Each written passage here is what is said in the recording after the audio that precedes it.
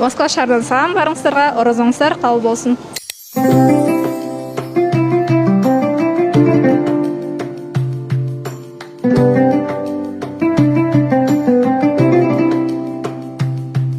Азыркы учурда бул жерде дасторконго коюлуучу даамдарды кесип даярдап атышат.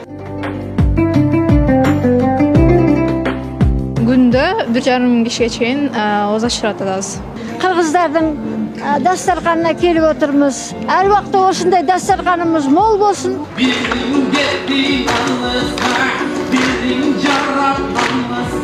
Ошо Москва аймагында жашаган ар кандай улуттагы мусулмандардын башын бириктирүү. Надежда диний коомуна терең ыраазычылык билдирем.